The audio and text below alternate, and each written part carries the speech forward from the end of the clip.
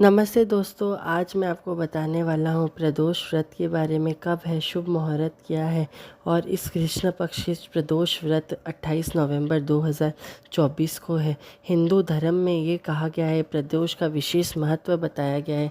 प्रदोष व्रत के दिन यदि शिव जी का पूजा जब विधि विधान से किया जाए तो इस दिन आपको महादेव आपकी हर एक मनोकामनाएं पूर्ण करते हैं। हिंदी धर्म में प्रदोष व्रत का विशेष महत्व बताया गया है।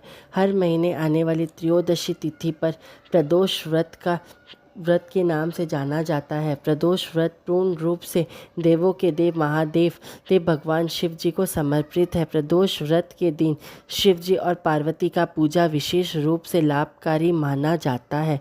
हर माह में जिस प्रकार 2 बार एकादशी तिथि पड़ती है, उसी तरह से हर बार यदि प्रदोष व्रत कृष्ण पक्ष त्रयोदशी और दूसरा शुक्ल पक्ष त्रयोदशी तिथि पर व्रत रखा जाता है और शिव भक्त पूरी श्रद्धा और विश्वास के साथ इस व्रत को रखते हैं।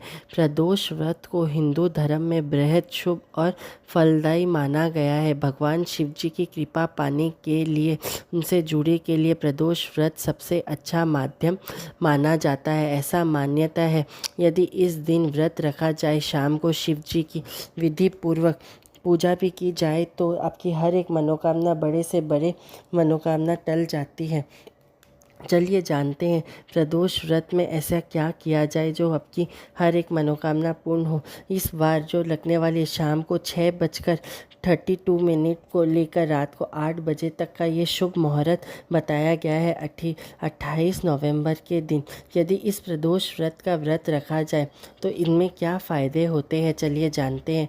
धार्मिक मान्यताओं में ये कहा गया है, प्रदोष व्रत भगवान शिव जी का कृपा पाना है और कहा जाता है कि इस व्रत से भगवान शिव जी अपने भक्तों पर कृपा बरसाते हैं और उनके सभी दुखों को दूर करते हैं। प्रदोष व्रत का पालन करने से समृद्धि, साहस बढ़ता है और भय से मुक्ति मिलती है। अगर आपकी ज़िंदगी में किसी भी प्रकार की परेशानी हो तो आप प्रदोष व्रत ज़रूर रखना चाहिए।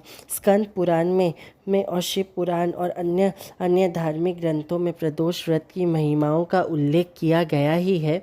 साथ में प्रदोष व्रत का महत्व इस प्रकार है कि इस दिन यदि व्यक्ति हमेशा भगवान शिव जी का व्रत करे तो कृपा बरसाते हैं शिव जी और उनके ज़िंदगी के सभी दुखों को धीरे धीरे शिव जी सब अपने ऊपर ले लेते हैं और कष्ट हरते हैं।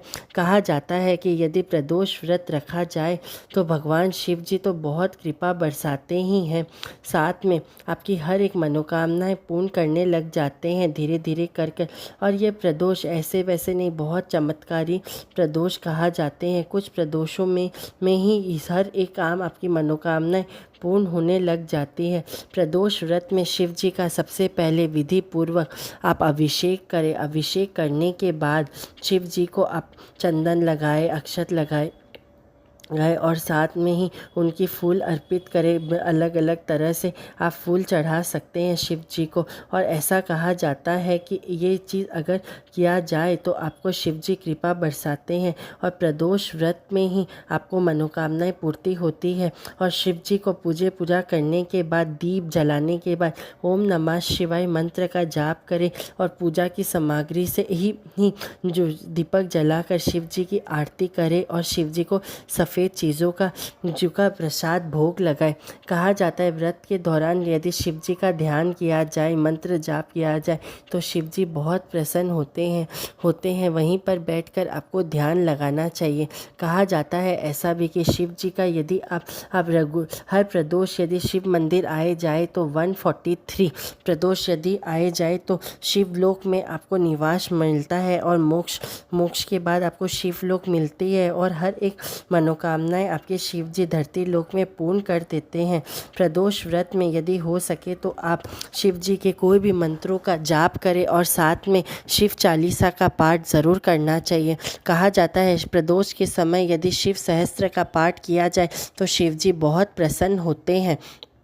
शिव प्रदोष एक ऐसा प्रदोष है, इसमें आप शिव पूरे परिवार का ही पूजन करके अपने नवग्रह को भी शांत कर सकते हैं। शिव प्रदोष इतने चमत्कारी प्रदोषों में कहा जाता है, यदि इस दिन खीर का भोग लगाया जाए, महादेव अति प्रसन्न होते हैं और आपकी दरिद्रता का दुख हर लेते हैं। और उसके बाद आपको आरती करके भोग लगाने चाहिए। गणपति जी, कार्तिक भगवान को, शिव जी की बेटी को, माता पार्वती को और महादेव को और नंदी जी को ऐसा भोग लगाने के बाद सभी लोगों को इस प्रसाद स्वरूप में सबको बांटना चाहिए। ऐसा करने से आपके कर्ज और साथ में ही जितने बंधे हुए कार्य हैं वह भी सब खुलने लग जाते हैं।